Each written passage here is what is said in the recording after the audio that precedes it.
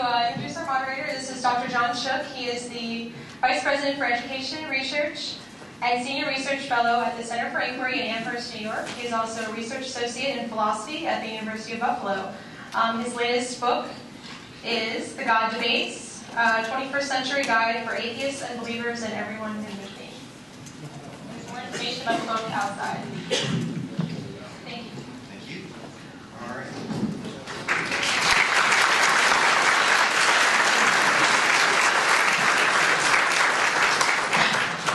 Well, good evening, and thank you very much for coming out tonight. I think it's going to be a fascinating evening.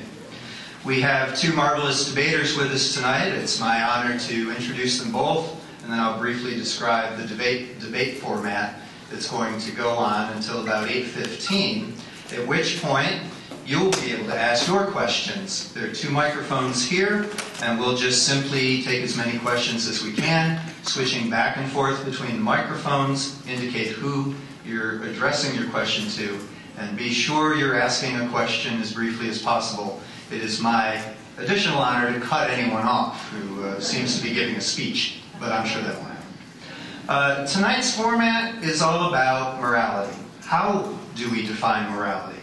Do people need God to be moral? If not, where do our morals come from? Are good works just behavioral, or biological, or biblical? What does it mean to be human? And can a person be fully human without God? Our two speakers tonight are Matt Dillahunty and Father Hans Jacobsey. Matt Dillahunty is the president of the Atheist Community of Austin in Texas. He is host of the popular public access television and internet show called The Atheist Experience. He was raised as a fundamentalist Baptist, and he was on track to become a minister until he started asking questions about the reasons for his belief. He rejected religion and now serves as a public voice for rationality and secular morality. Father Hans Jacobsey is an Antiochian Orthodox priest. He administers the website Orthodoxy Today, and he heads the American Orthodox Institute. Father Hans is convinced that Orthodox Christianity has an important part to play in the American moral renewal. He views the current world as a battle between competing moral visions of the secular and the sacred, and he hopes that Christianity can restore the moral traditions of the Gospels. Please welcome our speakers.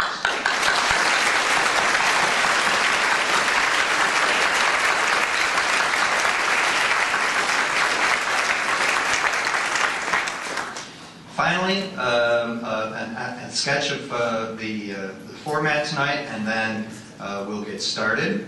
Each speaker will have 10 minutes to make their opening remarks and statement of their position. Then each will have 5 minutes to react directly to what the other has said in their opening address. Then there'll be a brief period where each will have an opportunity to address some new question that has occurred to them to the other, and the other may reply, and then we'll switch. The other one will ask a question, and the first one will reply. That'll go fairly briefly because we're going to then proceed to a final closing statement by each of 5 minutes, and I have cards here to remind them when they need to be done. At about 8:15, the formal debate will be over, and then, as I said, we'll proceed to the question and answer. So let's get started. The first speaker by toss of the coin is Matt Dillahunty, who now has 10 minutes to make his opening remarks. Thank you all for attending. I'm not going to waste a whole bunch of time thanking you, but I really do appreciate the fact that everybody came out for this and the groups that got together to put this event on. Morality is often an overwhelming and complicated topic, and I think personally that this need not be the case.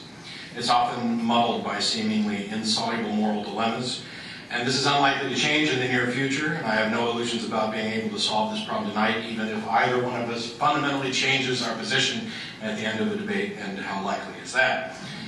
What we're talking about tonight, though, is the source of morality. From what do we derive our values, and by what method do we make moral assessments? This sort of cuts to the heart of the issue and allows us to spend less time debating perhaps specific moral dilemmas and more time investigating the common ground and where we differ and why, and is there any potential solution to this. And actually, the topic isn't the source of morality. It was listed as the source of human morality. And when I was first told this, I immediately latched onto that distinction and planned to point out that humans aren't the source of porpoise morality or dog morality, and therefore I was going to claim victory by the human adjective in front of it, that clearly humans are the source of human morality. And I realized very quickly that not only was this wrong and incorrect, but that I had uncritically stepped into a trap of a hidden assumption that leads directly to moral relativism. And I am not a moral relativist. It's important to recognize those types of errors, to identify where we make assumptions and where we buy into things that we probably shouldn't, where we have colored the nature of the question such that we cannot reach an accurate answer. There is no human morality, there is only morality. Morality is an all-encompassing because there is nothing that cannot be assessed with respect to values. That assessment results in labeling something moral, immoral, or amoral. And the source of morality, I say, is reason. When I speak about morality, I'm referring to the method by which we derive and apply our values, both the core values and what we do with them. I spent the past 5 years discussing this subject and others on the TV show and podcast, but for the past year or so, I've been traveling the country speaking at universities and secular groups. Specifically, the title of the topic, which I don't know, some of you may have seen that particular lecture, was The Superiority of Secular Morality. In that time, I've run across frequent objections to secular morals, and I thought this might be a good time to quickly address just two of the more common ones. The first is this idea that secular morality borrows from religious morality. And it takes one of two forms. The first is that secular moral systems are simply recognizing some innate moral compass ostensibly put in there by God. And that's a nice assertion, but I'd argue that any internal moral compass that we have is a function of our position as both reasoning and empathetic creatures, and that it is in fact religion that co-opts the natural aspect of humans and adds to it this idea by means of explaining something that they at the time perhaps did not understand, why we are the way we are. And while that's a nice assertion and there's a possibility that it could be true, that is something that actually needs to be demonstrated. The second form that this argument often takes is that morality has traditionally fallen within the purview of the religious elite or the schools of religious thought. And I find that argument just ineffectual because we are very much a species that builds off of what we've learned. So what does it matter if we learned things from religious individuals, great thinkers? There have been great thinkers in many different categories, but the fact that a great thinker about morality happened to be religious is no more a testament to the truth of their religious assertions than that a great thinker in the field of astronomy happened to also be religious. The information that they come by does not point necessarily to inspiration from some external source. The second big objection to secular morality that I get presented with is this issue that there is no external authority. This often comes in the form of a common sense argument, as in, you cannot be good without God. But the more robust versions assert that secular moral systems have this seemingly terrifying problem of having no definitive authority. Each individual's conscience supposedly dictates what they consider right or wrong, and secular systems wind up with competing claims and no clear resolution. I argue that this is exactly the situation that we have with religious moralities. The claim, by the way, that there are no easy solutions if there's no external authority seems entirely backward to me. First of all, why should we seek a method that's easy? Shouldn't we be seeking a method that's right? Shouldn't we be seeking a method that leads to truth? Easy answers are not always the right ones. The fact that morality is complicated and requires thought and effort doesn't mean that we should opt for an easier solution just to save ourselves time. What we have are competing religious ideas about morality between religions and within religions. Christian morality, Muslim morality, Buddhist, Jain, Jewish. And without a given religion, and within a given religion, take Christianity for example, we have competing claims from within that religion. Clergy are not of any one mind about what their God want and often can't agree on how to interpret the messages of their sacred texts or the inspiration that they claim to get, especially when dealing with moral dilemmas that aren't explicitly covered by the text, and sometimes even when they are. Until some God actually comes forward and clearly and plainly informs everyone of exactly what its moral views are, we can't know. How could we know? Everything else is just pretense. And if some God actually does come forward and clearly and plainly inform everyone as to what its moral views are, what makes those views right? This has been addressed by the Youth for Dilemma and many objections, and the truth of the matter is that the individuals advocating religious moralities make two major unsupported assumptions.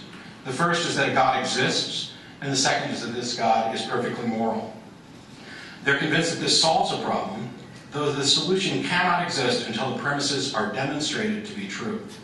The dirty little secret here is that even if these were true, they're still irrelevant because we're the ones making decisions about what we consider moral, immoral, or amoral.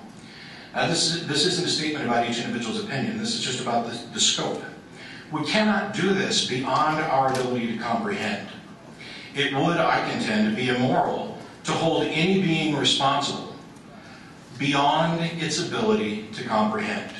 We generally already understand this. We teach our children, and we apportion responsibility in accordance with their comprehension.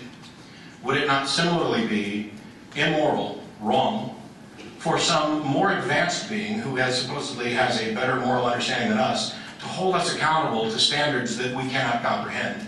Clearly, there must be a demonstration of efficacy with regard to a path to truth.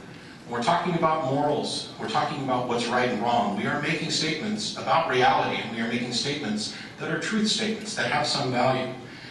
Why do we teach our children? Because we understand that reason is the source of morality. I'm going to run short on time in order to get all this in. There's a section in the talk that I've given before where I contrast secular value systems and religious value systems. And I'll skip past that other than to say that the distinction is that one is internal and the other is external. One is about the data and results driven, and the other is about coercion, about convincing by means other than data, by an element of faith or whatever. That one is a robust system that is built as we progress, and the other is generally pre-built and incomplete, and we are left on our own. Morality, if it's to mean anything, deals with how thinking beings interact and the impact their actions have on one another. These assessments can and should be the result of exploration, investigation, evidence, much thought, and healthy debate. Advocates of religious morality like to pretend that religious morality solves problems that plague secular moral systems. Not only are these problems not solved, they're not problems. Morality does not require a definitive external authority.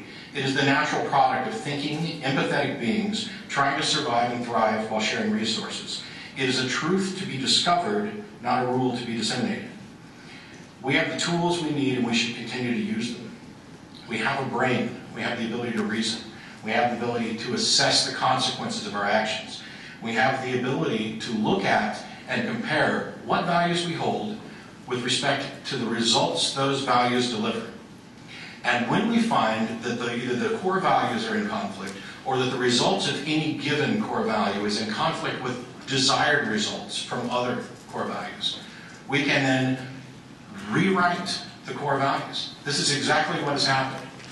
Many religious individuals and groups have modified their personal sense of morality away from the foundations of their religion, which in most cases remains unchanged, and they've realigned themselves with the values encouraged by secular progressives. They have, for all intents and purposes, adopted the views of secular systems of morality while clinging to the traditional foundation, rationalizing the conflict away with personal interruptions. They have, in a very real sense, adopted the secular moral system as a new external source for their morality.